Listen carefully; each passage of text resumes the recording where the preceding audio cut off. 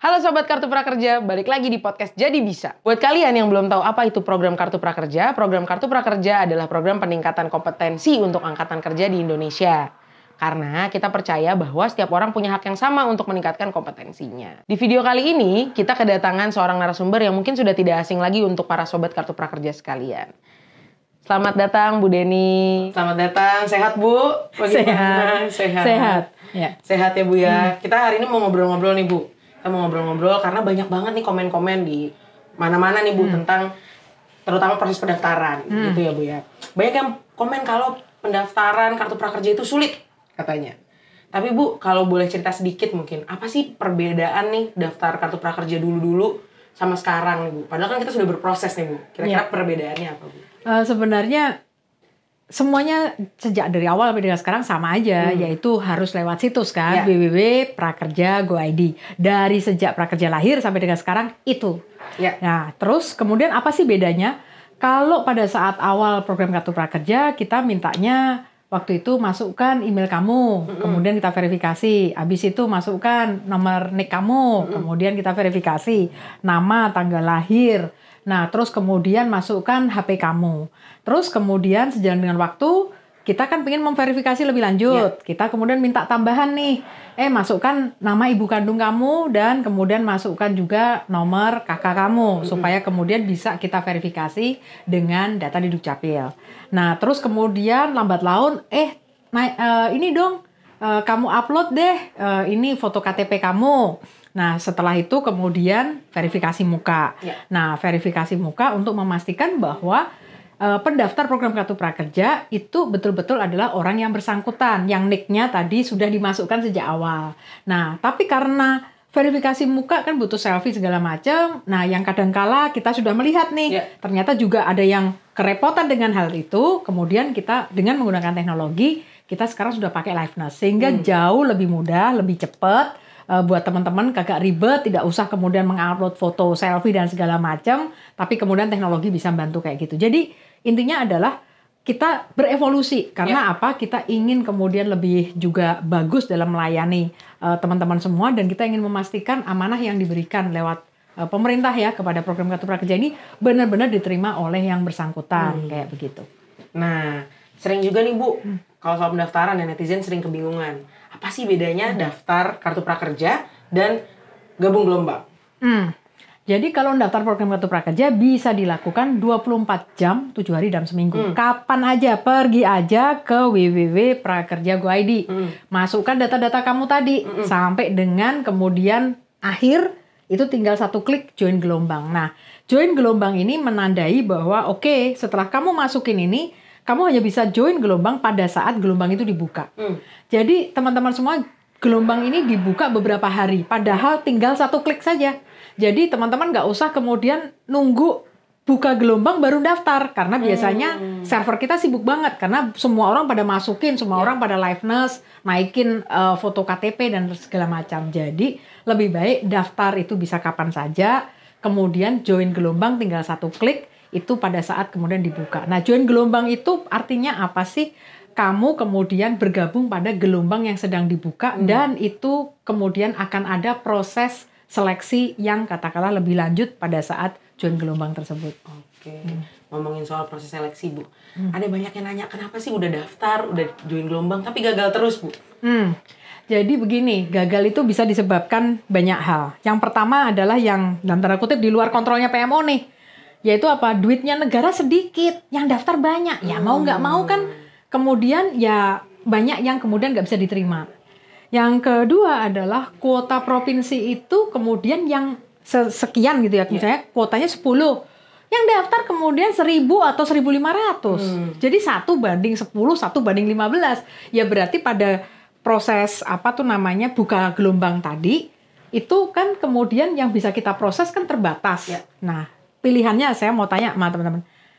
Saya nggak pingin gagal-gagal atau join-join terus. Tapi kemudian teman-teman harus nunggu 3 bulan misalnya untuk kemudian ditetapkan sebagai penerima. Kan lama banget nunggunya. Karena itu kita membuka gelombang, kemampuan prosesnya dari sistem kita terbatas. Padahal yang daftar itu kemudian banyak. Ya teman-teman bersabar aja. Toh join gelombang cuma tinggal satu klik. Nah, hal yang ketiga nih, kenapa kamu gagal mulu? Yaitu kalau nik kamu terdaftar sebagai kelompok yang memang oleh aturan dilarang untuk bisa menjadi penerima kartu prakerja di masa pandemi ini. Nah, yang terjadi adalah kalau teman-teman nik kamu terdaftar di Kementerian Pendidikan atau nik kamu terdaftar sebagai penerima bansos, ya sampai kapan ya pasti akan gagal terus sampai ada perubahan data dari Kementerian Pendidikan dan Kementerian Sosial. Nah, jadi karena PMO kan harus ngikut aturan begitu, dan PMO bukan tempat memverifikasi. Karena apa? Karena yang tahu Anda adalah penerima bansos atau siswa atau mahasiswa itu bukan PMO, tetapi dari kementerian. Jadi kita hanya menggunakan data dari kementerian. Yang keempat nih, ada yang tipe yang saya paling gak demen. Yaitu ketika daftar yang dimasukin nicknya saya. Tapi kemudian KTP-nya punyanya Cile. Atau wajahnya ketika Vermuk, wajahnya Cile. Ini lolos Vermuk atau lolos untuk liveness tidak berarti lolos verifikasi identitas. Ada tahap lanjutan lagi. Lah karena yang daftar nicknya Bu Deni 123 tapi mukanya Cile, ketika kemudian ada proses verifikasi lebih lanjut terhadap identitas kan nggak matching. Nah ketika nggak matching berarti kan bukan yang bersangkutan. Ketika bukan yang bersangkutan itu teman-teman sudah melanggar aturan. Jadi nggak akan pernah jadi penerima kartu prakerja. Jadi yang pernah melakukan kesalahan itu, ya maaf, itu tidak bisa menjadi penerima kartu prakerja. Karena sudah melanggar aturan bahwa kita harus memberikan data pribadi atau data identitas kita sendiri. Tadi kan identitasnya saya, wajahnya adalah Cile. Nggak boleh. Oke. Nah, ada juga nih yang sering problemnya, Bu. Saya nggak sengaja klik jadi direksi komisaris atau misalnya dewan pengawas dari BUMN atau BUMD. Itu bisa diganti nggak sih, Bu? Nggak bisa. Sayang sekali ya. Karena itu prinsipnya adalah bacalah petunjuk dengan sebaik-baiknya. Hati-hati dengan jarimu. Jangan klik gitu. Dan jangan submit gitu. Kita kan di prakerja ini sekaligus ya. Pingin kemudian mengajak teman-teman semua, sobat prakerja, para pendaftar program kartu prakerja untuk menjadi generasi yang teliti, cermat, dan kemudian bertanggung jawab. Ini adalah uang negara, uang APBN, uang kita. Jadi kita tentu saja harus mengikuti aturan. Nah, aturannya mengatakan bahwa ya tidak boleh sebagai anggota BUMD dan segala macam. Di situ ada ditanyain apakah ada anggota BUMD atau komisaris BUMD dan kemudian ngeklik iya. Nah, kalau kemudian sudah ngeklik iya, ya yang di data kita adalah iya gitu. Walaupun itu diklaim sebagai sebuah kesalahan, maaf kita nggak bisa melakukan apa-apa di sini. Iya. Tuh, jadi buat sobat-sobat prakerja sekalian, penting untuk melakukan proses pendaftaran secara mandiri. Betul. Gitu ya. Karena prosesnya sebenarnya nggak sulit. Tadi Bu Deni cerita prosesnya sebenarnya tidak sulit gitu. Kalau masih bingung bisa nonton-nonton lah YouTube nih, ada di playlist nih. Cara daftarnya, step by stepnya apa aja yang harus disiapin gitu. Iya, karena kalau susah, kok bisa ya sampai yang daftar itu 82 juta email ya yang register di kita. Terus kemudian kalau bisa sampai dengan yang diverifikasi itu 44 juta, artinya adalah sebenarnya prosesnya itu bisa diikuti oleh banyak orang. Yang kedua adalah kalau itu kemudian sulit, toh data kita kan kita bisa memonitor nih proses pendaftaran yang dilewati oleh setiap orang itu berapa menit. Secara rata-rata itu pendaftaran hanya 20 menit. 20 menit. Jadi kalau ada orang yang mengatakan kepada teman-teman, wah prakerja itu daftarnya rumit, ribet, dan segala macam, jangan percaya itu mungkin jualan mereka gitu. Nakut-nakutin. Tapi yang penting adalah teman-teman coba lakukan sendiri supaya teman-teman punya pengalaman. Sehingga nanti kalau ada program-program sejenis yang melibatkan email, melibatkan OTP, melibatkan ini, saya udah tahu caranya adalah kayak begitu. Dan ternyata nggak ribet. Ya, karena itu peran dari teknologi membuat hidup kita tidak ribet gitu. Iya. Benar-benar peran dari teknologi untuk memudahkan hidup ya Bu ya. Betul. Yang penting dilaksanakan prosesnya. Baca petunjuknya sudah ada semua ya Bu di sana Bu ya. Tapi Bu kalau ngomongin soal pendaftaran nih Bu, kan proses pendaftaran kartu prakerja seperti yang tadi Bu Deni bilang juga berlapis gitu ya verifikasinya. Kenapa sih Bu kartu prakerja menerapkan proses pendaftaran atau verifikasi yang berlapis? Karena uangnya APBN bukan uang kita sendiri. Kalau uang kita sendiri nggak masalah. Ini kan uang APBN. Nah kemudian yang kedua adalah ya tentu saja dengan berlapis itu kita ingin memastikan identitas karena ini sudah ada di aturan bahwa PMO itu tugasnya adalah juga menseleksi berdasarkan identitas atau informasi data kependudukan. Jadi kita perlu untuk memastikan bahwa si penerima itu betul-betul adalah yang bersangkutan. Nah, terus kemudian yang ketiga, ya kenapa kemudian harus berlapis kayak gitu ya? Karena teknologi memungkinkan dan kita bisa. Ya. Ada yang teknologi itu memungkinkan, tapi PMO atau kita nggak bisa kemudian mengadopsi teknologi tersebut. Nah, tapi ini teknologinya mungkin, PMO bisa, dan itu bisa digunakan untuk verifikasi yang lebih lanjut, yang lebih akurat, yang lebih baik tentang identitas dari peserta program Kartu Prakerja, ya kenapa tidak? Karena itu ada bagian dari tanggung jawab kita menjaga uang negara. Ada juga yang bilang, Bu, katanya kalau ada orang dalam bisa nih lolos gelombang. Sedalam apa ya?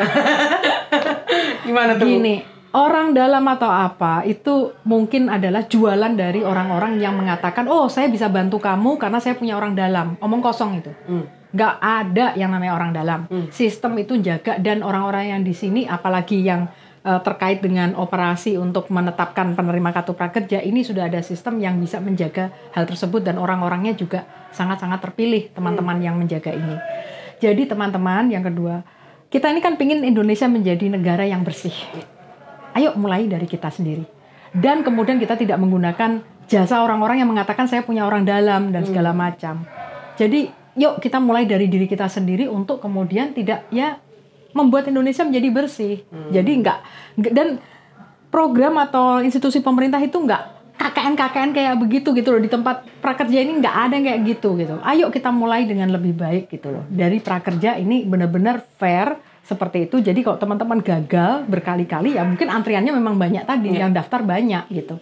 Yang kedua adalah tadi mungkin teman-teman pernah melakukan kesalahan, termasuk bagian dari kelompok yang tidak boleh, untuk menerima program Kartu Prakerja, dan kita kan harus tunduk terhadap aturan tersebut. Iya. Tadi kan Ibu juga cerita soal fitur liveness ya, Bu. Kalau sekarang pendaftaran Kartu Prakerja ada fitur liveness. Jadi fitur liveness itu apa sih, Bu? Gimana sih? Teknologi apa ini? Liveness itu sebenarnya adalah pengganti dari verifikasi wajah. Yang semula teman-teman harus selfie itu. Nah, sekarang pakainya adalah liveness. Kalau selfie itu kan HP harus diginiin, pas dan segala macam, tidak buram dan segala macam. Kemudian fotonya juga pas, kemudian ketika mengupload wifi-nya kuat dan segala macam. Banyak hal lah yang itu.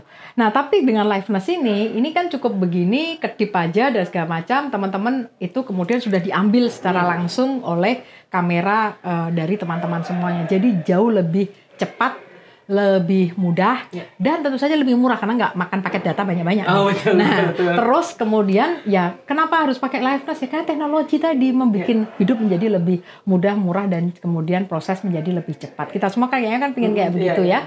Nah, terus yang lain lagi adalah liveness itu tipsnya kayak apa sih teman-teman? Hei teman-teman, kalau liveness pastikan kamu ya, karena juga gimana pun adalah ambil gambar, ikutin aja petunjuk, baca petunjuk. Nah itu petunjuknya udah lengkap di situ, tapi intinya adalah teman-teman ketika ngambil atau apa jangan sampai blur kayak begitu. Dan yang kedua, dan biasanya kalau blur kemudian dibilang gagal kan suruh ngulang lagi. Nah tapi yang penting adalah still, tenang. Gitu. Terang, jangan pakai aneh-aneh aksesoris kayak gitu, udahlah bling kayak gitu udah beres. Jadi mestinya dengan fitur liveness ini pemrosesan itu kemudian jadi lebih cepat. Tapi tadi teman-teman juga yang gagal berkali-kali atau apa, jangan kemudian kenapa saya gagal, kenapa saya sekali lagi. Kadang bukan kesalahan kamu, karena simply antriannya banyak, saudaramu banyak nih yang dari daerahmu. Terus kemudian ketika gagal, yang terjadi di kamu atau teman-temanmu atau sekelilingmu yang itu deket gitu, berapa orang menyimpulkan bahwa oh daerahku satu provinsi nggak dapat semua, nggak ada itu. Mungkin kamu hanya tahu teman-temanmu aja, tapi yang jauh lintas RW, lintas kelurahan, lintas kabupaten kalian nggak tahu gitu. Jangan kemudian apa yang terjadi pada kamu generalisir. Itu salah pikir, sesat pikir gitu. Jadi percayalah bahwa kita punya statistik, semua provinsi ada, semua kabupaten kota ada gitu. Jadi intinya adalah teman-teman ikuti petunjuk, baca ya. Nah, kalau tadi fitur liveness, terus baca aturan gitu, Bu. Kalau misalnya lolos liveness tuh otomatis akan lolos gelombang nggak sih, Bu? Enggak lah, kan tadi saya sampaikan itu baru ngambil foto untuk menunjukkan apa sih liveness itu manusia beneran. Bukan kemudian videonya kamu saya cari tuh, kemudian saya foto. Atau saya rekam, itu enggak. Terus yang kedua, bukan kemudian foto KTP yang difoto atau apa gitu. Nah, karena apa? Itu yang kemudian liveness itu gunanya adalah ngecek bahwa itu ada manusia yang hidup yang sesungguhnya. Bukan kemudian ya itu tadi yang aneh-aneh itu yang difoto. Jadi justru tadi teknologi itu dapat membantu kita untuk memverifikasi lebih lanjut kayak begitu. Ada batasan nggak Bu? Berapa kali coba nih fitur liveness? Nah, kita 1 hari 5 kali. Maksudnya 24 jam ya. Kemudian kalau gagal bisa diulang lagi, maksimal adalah 3 kali atau 3 hari gitu ya. Karena 5 gitu. Tapi rata-rata nih cuma 1,5 kali, artinya 1-2 kali doang kok. Jadi kenapa harus kemudian berkali-kali kalau kemudian 1-2 kali aja sudah cukup gitu. Jadi tadi tipsnya adalah teman-teman pastikan semuanya itu ikutin baca petunjuknya gitu. Saya nggak bisa hafal semuanya petunjuknya, tapi intinya adalah pastikan bahwa HP kamu bersih, kameranya gitu. Kemudian tangannya juga still, tenang, badannya juga tenang, nggak usah noleh-noleh terlalu berlebihan banget. Udah gini, nanti kemudian dia akan ngambil dengan cepat dan cukup terang gitu. Dan jangan banyak aksesoris gitu. Karena ini nanti akan ada verifikasi lebih lanjut. Jadi lolos liveness itu hanya menunjukkan ini lolos sebagai foto atau gambar manusia yang hidup sesungguhnya. Tapi apakah foto itu adalah pemilik nick yang dimasukkan pada saat pendaftaran? Itu ada verifikasi lagi. Jadi jangan mikir, wah saya daftar pakai foto mukanya kakak saya atau liveness-nya kakak saya lolos kok. Kamu bahkan nggak akan lolos selamanya. Karena apa? Tadi sudah melanggar aturan. Yes. Gitu ya. Jadi hati-hati melanggar aturan tuh. Jangan menyepelekan apa yang menjadi petunjuk. Kalau itu adalah harus kamu, ya harus kamu. Ini bagian dari integritas toh. Nah, kita semua katanya pingin Indonesia bersih dan jujur. Ayo dong, mulai dari diri kita. Berarti intinya teknologi itu memudahkan. Betul. Ya, teknologi memudahkan, tinggal gimana kita aja memanfaatkan teknologi benar, itu. Benar. Nah, kan ada fitur macam-macam termasuk salah satunya liveness yang terbaru gitu ya. Berarti kan sebenarnya proses pendaftaran jauh lebih mudah ya Bu. Benar. Seperti yang tadi mungkin Ibu juga sempat sebut. Sebenarnya masih perlu nggak sih Bu bantuan orang lain nih untuk daftar kartu prakerja? Oh please deh gitu. Teman-teman semuanya tadi pendaftaran rata-rata hanya 20 menit. Terus yang kedua adalah selama kita bisa membaca, kayaknya kita bisa deh untuk mengikuti pendaftaran tersebut. Apakah kita membutuhkan bantuan orang lain? Saya pikir kok enggak ya. Karena apa ya, 42 juta orang aja sudah daftar semua, verifikasi NIK dan KK dan segala macam sudah terdaftar. Artinya adalah mayoritas dari kita itu bisa. Jadi ayo kita lawan sikap mental bahwa saya malas, saya tidak mampu, ini ribet, saya tidak mau mencoba. Itu adalah mental blocker yang harus dilawan gitu. Kalau tidak pernah coba, kapan punya user experience, kapan punya pengalaman? Karena hampir di semua lini kita tahu ya, minta email. Kemudian nanti beli apa, verifikasi OTP. Itu apa verifikasi OTP? Nggak kenal dan segala macam. Di prakerja you can have the experience. Jadi cobalah di situ. Jadi jangan males, jangan kemudian merasa tidak berdaya. Itu mental blocker yang harus dilawan. Nah Bu, dari tadi kan kita udah ngobrol banyak nih Bu tentang pendaftaran dan lain-lain. Mungkin Ibu mau kasih pesan Bu buat sobat kartu prakerja di luar sana yang masih mau mendaftar mungkin dengan bantuan orang lain atau belum pede nih Bu untuk daftar sendiri. Boleh Bu kasih? Oke, buat sobat kartu prakerja yang mau daftar program kartu prakerja, kalian bisa daftar sendiri. Yakin bahwa kalian bisa daftar sendiri. Nah, terus kemudian yang penting adalah sikap mental tadi. Lawan yang namanya itu kemalasan, merasa tidak mampu, merasa tidak sanggup, merasa tidak bisa. Kalian bisa. Kenapa? Karena kita sudah membuat sistem yang membuat banyak orang dan sudah terbukti puluhan juta orang nih bisa. Jadi kalian pasti juga bisa.